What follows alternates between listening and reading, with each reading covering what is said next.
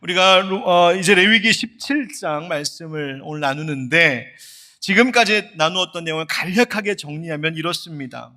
우리가 레위기 전체의 주제를 거룩한 열정이 빛나는 거룩한 예배, 거룩한 일상이라고 잡았습니다. 이 레위기 총 27장으로 되어 있는 말씀, 이게 무슨 말씀인가, 이게 우리와 무슨 상관이 있는가 싶었던 말씀. 그러나 가만히 살펴보고 연구하고 묵상해 보니까 크게 두 가지로 나누어서 이야기할 수 있습니다. 앞부분은 즉 1장부터 16장까지는 하나님의 백성들이 나아갈 수 있는 길로서 거룩한 예배, 곧 제사에 대하여서 말씀해 주시는 것이었습니다. 그래서 5가지 제사 규례를 이스라엘 백성들에게 가르쳐 주시고, 제사장들이 제사 가운데 지켜야 될 규례를 가르쳐 주십니다. 첫 번째, 대제사장이었던 아론에게 기름 부어 그를 제사장 세우시는 위임식 이야기와, 그가 집례하는 첫 번째 제사에 하나님의 영광이 불과 같이 임했던 이야기를 성경은 증언합니다. 또 하나님 앞에 제사할 수 있으려면, 즉 하나님 앞에 나아갈 수 있으려면 그가 정결해야 할 것인데, 그래서 하나님은 먹는 것에서부터 하나하나까지 정한 것과 부정한 것을 구별지어서 그들이 하나님 앞에 나아가기 위해 정결하려면 어떻게 해야 되는지, 혹 부정하게 되었다면 다시 정결하게 되기 위하여 어떻게 해야 회복할 수 있는지 등에 대한 규례를 가르쳐 주십니다. 뿐만 아니라 인간이 모르고 지은 죄들도 알게 모르게 범한 죄들이 많기에 하나님께서는 1년마다 한 번씩 대속죄를 정해 주셔서 그날에는 모든 것들을 다시 새롭게 하는 속죄의 은혜를 베푸신다는 이야기가 16장 말씀, 지난주 말씀이었습니다.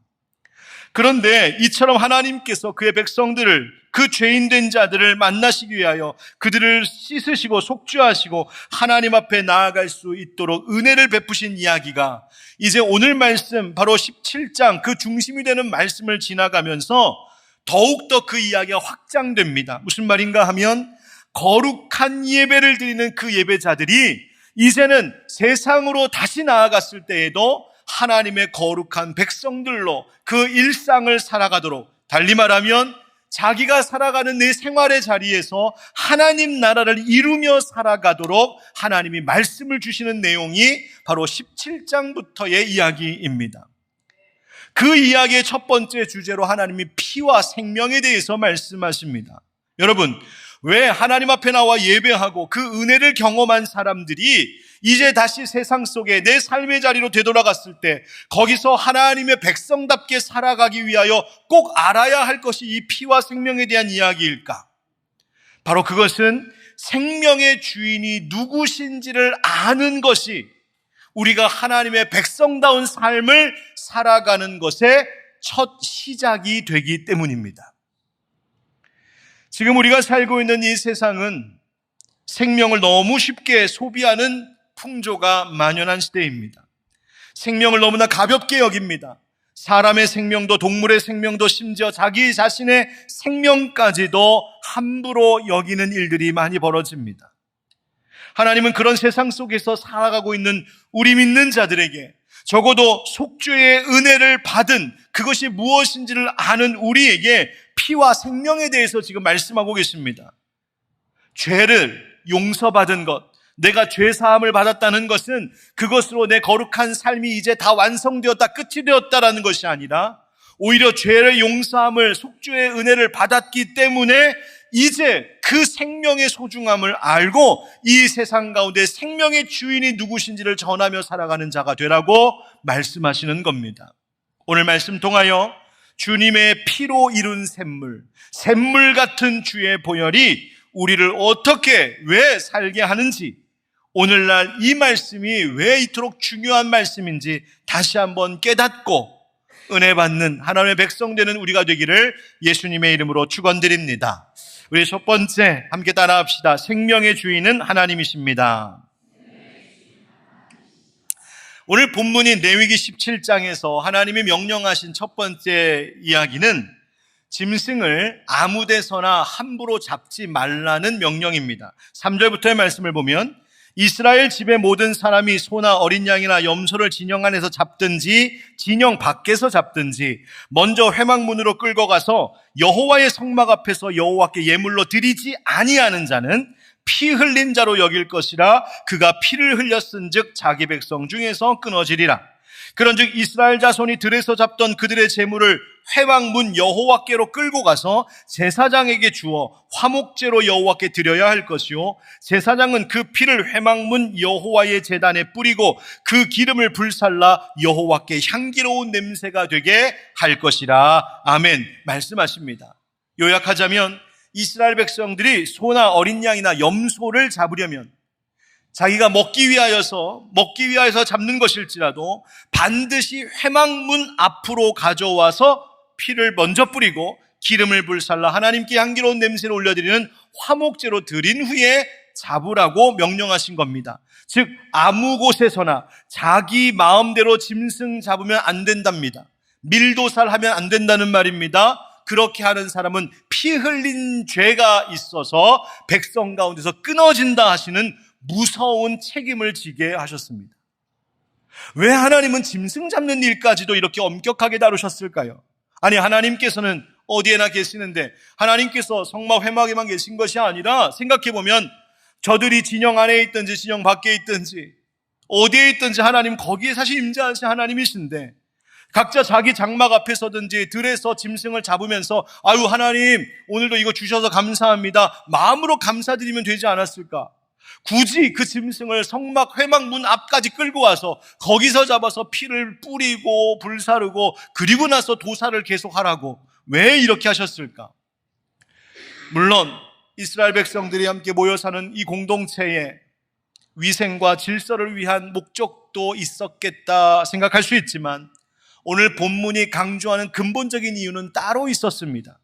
그것은 생명을 인간이 자기 마음대로 다루어서는 안 됨을 가르쳐 주시기 위함이었습니다. 모든 생명의 주권이 하나님께 있다는 겁니다. 여러분, 생명은 인간의 필요와 욕망을 채우기 위하여서 단순히 써버리는 소비재가 아닙니다. 생명은 하나님께서 지으시고 하나님께서 주신 것이기에 먹기 위한 짐승 한 마리를 잡는 일조차도 그 생명을 만드신 생명의 주인이신 하나님 앞에서 행하도록 하신 것입니다. 그래서 하나님, 이 생명은 이것이 내 것이어서 내 마음대로 지금 다루는 것이 아니라 하나님이 은혜로 허락해 주셔서 제가 받습니다. 그거 고백하라는 겁니다. 성경을 읽어보면 생명이 어디에서 시작되었는지 곳곳에서 우리에게 가르쳐 줍니다. 창세기 2장 7절 말씀에 여호와 하나님이 땅의 흙으로 사람을 지으시고 생기를 그 코에 불어넣으시니 사람이 생명이 되니라 말씀하시죠. 흙으로 빚으신 그 몸에 생명을 불어넣으시자 비로소 사람이 되었답니다. 생명은 스스로 만들어낸 것이 아니라는 말입니다. 부모가 생명을 만든 것도 아니라는 뜻입니다. 의사가 생명을 치료하고 연장하기 위해서 애는 쓰지만 생명의 근원을 소유한 것은 아니라고 말씀해 주시는 겁니다. 생명의 원천은 누구에게 있느냐? 생명의 주인은 누구신가? 시편 36편에서 시인은 진실로 생명의 원천이 누구에게? 주께 있으니 주 하나님께 있다고 고백하고 있습니다. 사도행전 17장에서 사도 바울이 아테네 사람들에게 설교할 때에 이런 이야기합니다. 지금 우리가 숨을 쉬고 움직이고 생각하고 살아가는 모든 순간이 하나님의 생명, 하나님 주신 생명으로 되는 것이라고. 그래서 우리가 그를 힘입어 살며 기동하며 존재하느니라. 우리는 하나님의 소생이 된 것이다. 우리는 하나님께로부터 생명을 받았다. 생명은 하나님이 주인 되신다라고 말했습니다. 이 사실을 분명하게 이스라엘 백성들에게 가르쳐 주시려고 이 명령을 하신 겁니다. 이 말씀하시다가 하나님께서 조금은 이건 무슨 뜻일까 싶은 말씀이 하나 툭 튀어나오는데 그게 7절의 말씀입니다. 7절에서 그들은 전에 음란하게 섬기던 숫염소에게 다시 제사하지 말 것이니라. 이는 그들이 대대로 지킬 영원한 규례이니라 명령하시죠. 여기서 숫염소라고 우리말로 번역된 히브리어는 세이림이라고 하는 단어입니다. 이 세이림이라고 하는 단어는 우상들을 의미하는 표현인데 그래서 신명기 32장 17절에 보면 그들은 하나님께 제사하지 아니하고 귀신들에게 하였다 할 때 이 귀신들이 바로 그 단어입니다. 그러니까 마귀, 귀신, 우상을 염소와 같다고 표현했던 것이죠. 고대 근동 사람들은 마귀가 마치 뿔 달린 염소의 모양을 하고 있었다고 생각했던 것 같습니다. 그래서 지금도 사탄 숭배자들은 염소를 그들이 상징하는 형상으로 사용하고 있습니다. 뿐만 아니라 숫염소는 이스라엘 백성들이 노예로 있었던 그 애굽 사람들이 섬기던 우상이기도 했습니다. 애굽에 많은 우상신들이 있었는데 그중에 판이라고 하는 이름의 우상이 염소 모양을 하고 있는 신이었습니다. 그 우상에게 희생 제물을 바치는 이 우상 숭배의 일, 애굽 사람들이 하던 그 일, 그런데 그곳에서 긴 세월 동안 살아왔던 이스라엘 백성 안에도 그것이 스며 들어왔던 것 같습니다. 하나님은 이스라엘 백성들 안에 자리 잡고 있었던 이 우상 숭배의 흔적을 완전히 제거하시기 위하여서 너희가 어떤 짐승을 잡든 그것을 식용으로 잡더라도 그것을 가장 먼저 하나님께 가져고 나와 그 앞에서 잡고 하나님께 먼저 드리는 일을 하라 하신 것입니다. 뭘 말합니까? 이스라엘 백성들에게 물으시는 겁니다. 얘들아, 너희가 지금 다루는 이 생명이 누구의 것이라고 생각하느냐? 생명의 주인이 누구라고 너희는 생각하느냐고 물으신 것이죠. 나는 정말 하나님이 내 주인이라고 고백하며 사는가? 여러분, 생명의 주인이 정말 하나님이심을 믿는 사람이라면 내게 주어진 그 모든 생명의 일들을 함부로 다룰 수가 없습니다. 기분과 욕망대로 내 시간과 물질을 소비할 수가 없습니다. 내게 있는 모든 것들을 사용할 때에도 하나님이 기뻐하시는 뜻을 위하여 사용하는 것이죠. 바로 이것이 생명의 주인이 하나님이심을 아는 것이 이어지는 모든 거룩한 일상생활의 첫걸음이 된다는 이야기입니다. 사랑하는 성도 여러분, 내 생명의 주인 오직 하나님뿐이심을 인정하고 고백하면서 그것이 나에게 은혜도 되고 능력도 되고 기준도 되고 위로가 되어서 그렇게 하나님의 거룩한 백성들로 살아가는 여러분 되시기를 주님의 이름으로 축원드립니다. 두 번째 한번 같이 읽겠습니다. 시작. 하나님께 속한 생명을 소중히 여깁시다. 아멘. 여러분, 그렇다면 생명이 하나님의 것이라면 그 생명을 대하는 우리의 태도는 어떠해야 될까? 하나님이 가르쳐 주십니다. 10절 11절에 보니까 하나님께서 피를 먹지 말라 하십니다. 피는 곧 생명이라고요. 그래서 11절 말씀에 보면 육체의 생명은 피에 있음이라 내가 이 피를 너희에게 주어 제단에 뿌려 너희의 생명을 위하여 속죄하게 하였나니 생명이 피에 있으므로 피가 죄를 속하느니라 말씀하십니다. 피를 먹으면 백성 중에서 끊겠다까지 엄히 명령하시죠. 여러분, 이 피를 먹지 말라 하시는 말씀을 문자 그대로 이해하는 순간 여기 이제 실망하는 분들이 많이 생깁니다. 이제 선지 해장국도 못 먹고 순대, 소세지 뭐 다 지금. 이 무슨 의미일까요? 피는 곧 생명이라 하십니다.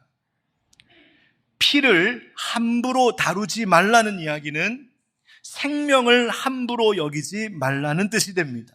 왜? 생명은 누구의 것이기 때문에? 하나님 것이기 때문에. 그래서 이스라엘 백성들만이 아니라 거기 같이 사는 거류민들도 그렇게 하라고 말씀하십니다. 생명을 함부로 다루지 말라는 겁니다.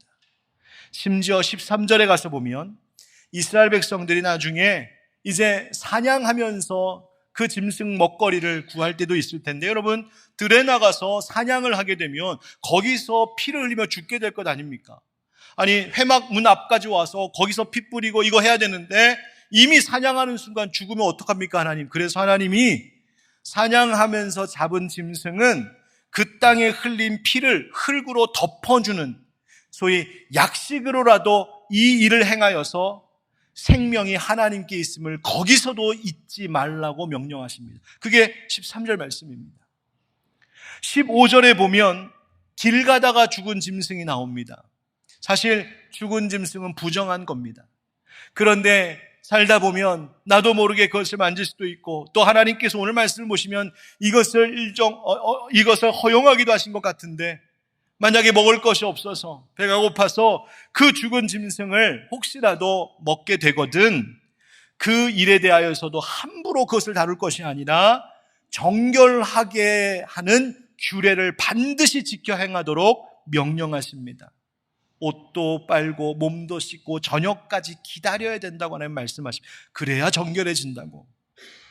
그러니까 하나님께서는 짐승 먹는 것 자체를 금하신 것이 아니라 다만 먹더라도 생명을 존중하는 마음을 잃지 말라 하시는 겁니다. 작은 생명 하나라도 하나님 것이라는 겁니다. 여러분, 인류는 마치 인간 외의 다른 모든 것들, 동식물들에 대하여 그 모든 것들이 자기 마음대로 써도 되는, 우리가 먹기 위해서는, 내 경제적인 이익을 위해서는, 우리가 즐기기 위해서는 얼마든지 마음대로 써도 되는 자원처럼 여기는 죄를 범해왔습니다.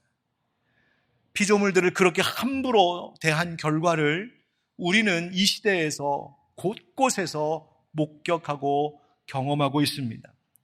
하나님께서 주신 이 말씀을 오해했기 때문입니다. 창세기 1장에 보면 하나님께서 인간을 하나님의 형상대로 만드시더니 26절 하반절에 그들로 바다의 물고기와 하늘의 새와 가축과 온 땅과 땅에 기는 모든 것을 어떻게 하게 하자 하십니까? 다스리게 하자 하십니다. 그리고 28절에도 하나님이 그들에게 복을 주시며 하나님이 그들에게 이르시되 생육하고 번성하여 땅에 충만하라, 땅을 정복하라, 바다의 물고기와 하늘의 새와 땅에 움직이는 모든 생물을 다스리라 명령하시지요. 이 말씀을 근데 오해한 겁니다. 다스리라라고 하신 말씀은 이 모든 피조물들, 이 모든 동식물들, 이 생명들을 인간이 우리의 필요에 따라서 우리의 마음대로 지배하거나 그들의 생명을 착취해도 된다는 권리가 부여됐다는 뜻이 아니었습니다. 정복하라 그리고 다스리라라고 하신 말씀은 하나님 대신에 하나님의 마음으로 돌보고 지키라는 것이었습니다. 그것을 우리는 청지기의 정신, 청지기의 책임이라고 말합니다. 그래서 28절 말씀에 계속 강조되고 있던 것이 하나님이 복을 주셨다, 하나님이 말씀하셨다, 하나님이 다스리게 하신 것이다. 하나님이 맡기셨으니 하나님의 마음과 하나님의 관점으로 그 생명을 바라보고 대해야 된다는 것을 인류는 마치 이 땅을 정복해도 되는 것처럼, 내 마음대로 차지하고 다스리고 써도 되는 것처럼 착각하며 살았습니다. 오늘 우리는 어떨까요? 생명을 너무 쉽게 소비하는 시대를 우리도 그렇게 살아가고 있습니다. 여러분, 생명을 죽이는 것은 칼과 총만이 아닌 듯 싶습니다. 인간의 탐욕이 사람을 죽이고 미움이 사람을 죽입니다. 무관심도 사람을 죽이고 정죄의 말도 사람을 죽입니다. 사실 대단한 것이 아닌 것 같지만 그것이 사람을 죽입니다. 그렇다면 반대로 생명을 살리는 일도 그렇게 거창한 일로만 되는 것이 아닌 듯 싶습니다. 조금의 관심이 한 사람을 살릴 수 있고 따뜻한 말 한마디가 한 사람을 다시 일으킬 수 있습니다. 한 번의 용서가 한 가정을 살리기도 하고 한 번의 작은 관심이 절망 가운데 있는 사람에게, 고통 속에 있는 동물들에게 살아갈 수 있는 생명의 시간을 허락해 줄 수 있습니다. 노아 시대에 하나님께서 창세기 9장에 이런 말씀하신 것의 정신을 잊지 말아야겠습니다. 그러나 고기를 그 생명되는 핏째 먹지 말 것이니라. 하나님께서 고기 먹는 것을 허용해 주셨습니다. 이것도 은혜이죠. 허용해 주셨어요. 내가 반드시 너희의 피, 곧 너희의 생명의 피를 찾으리니 짐승이면 그 짐승에게서, 사람이나 사람의 형제면 그에게서 그의 생명을 찾으리라. 다른 사람의 피를 흘리면 그 사람의 피도 흘릴 것이니 이는 하나님이 자기 형상대로 사람을 지으셨음이니라. 너희는 생육하고 번성하며 땅에 가득하여 그 중에서 번성하라 하셨더라. 아멘. 어떤 의미입니까? 생명 속에 담겨져 있는 하나님의 그 의미들을 잊지 말고 살라는 것입니다. 하나님 우리에게 물으십니다. 너는 생명 살리는 사람이냐? 너의 욕심을 위하여서 생명을 상하게 하는 인생을 살고 있지는 않느냐고 말이죠. 여러분, 우리가 또 우리의 자녀들도 그저 교회 왔을 때 예배당 안에서만 거룩한 사람으로 살아갈 것이 아니랍니다. 가정에서도, 직장에서도, 학교에서도, 내가 사람들과 대화하는 자리에서도, 인터넷 공간에서도, 우리가 이 땅에 있는 작은 피조물들, 동식물들을 대하는 일에 있어서도, 하다못해 내가 먹는 문제에 있어서도 우리는 생명의 소중함을 잊지 말아야 되고 생명을 살리는 사람들이 되어야 합니다. 여러분, 갑자기 오늘부터 고기 다 끊고 채식주의자 되라는 얘기 아닙니다. 여러분, 저도 그럴 자신이 없어요. 저 고기 좋아하거든요. 저도 그럴 자신 없어요. 그런데 하나님 은혜로 우리가 그것을 먹을 수 있도록 허락받았지만, 그럼에도 불구하고 그 모든 생명 하나하나의 가치가 사실 얼마나 귀한 것인지 우리가 잊지 말고 살자는 것입니다. 생명 존중은 그저 단지 사회적 이슈, 사회적 윤리 문제만이 아니라 창조주 하나님이심을 기억하는 내 믿음의 고백이 되기 때문입니다. 속죄받은 백성들로서 거룩한 일상을 그렇게 살아가는 우리가 되길 주의 이름으로 축복합니다. 이제 결론이자 마지막으로 가장 중요한 이야기하고 마치겠습니다. 한번 같이 읽겠습니다. 시작. 예수의 피가 생명을 살립니다. 아멘. 하나님께서 오늘 이 피와 생명의 이야기들을 통해서 우리에게 궁극적으로 알려주시고자 하시는 것은 바로 예수 그리스도의 피 문제입니다. 여러분, 왜 제사에서 짐승을 잡아 피를 흘리면 속죄가 일어나는 것일까요?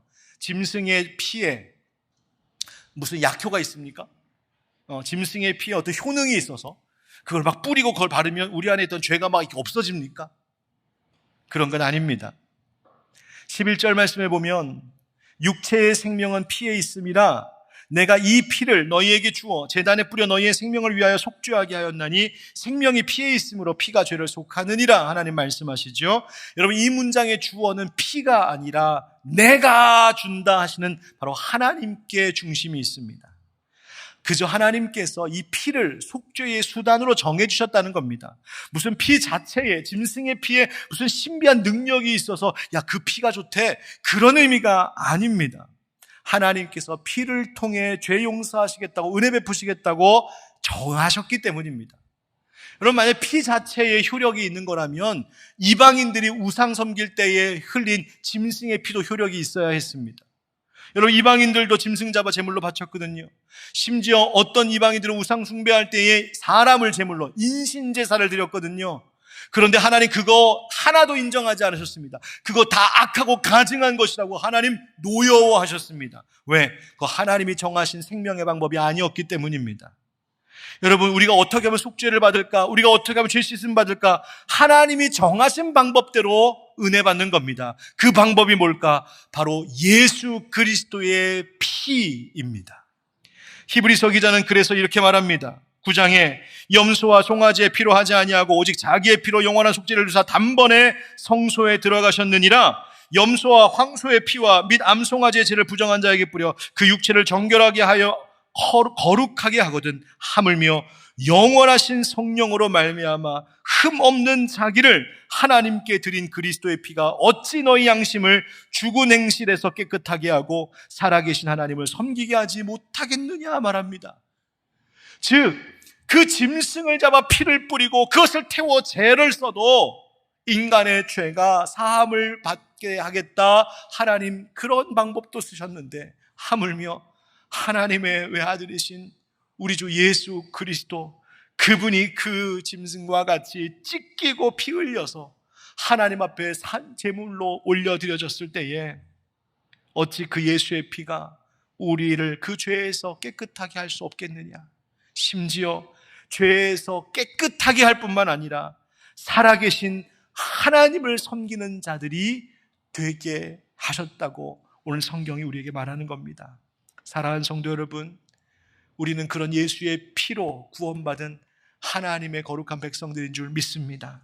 그러므로 그냥 내 죄 용서받았다 하는 것으로 끝나는 것이 아니라 그 예수의 피 때문에 내가 새 생명을 얻게 되었고, 그러므로 하나님을 기쁘시게 하는 생명 살리는 삶을 살아야 될 자들임을 우리가 잊지 않는 깨어있는 생명의 사람들, 우리 하늘빛 광성의 모든 성도들 되시기를 예수님의 이름으로 축원드립니다.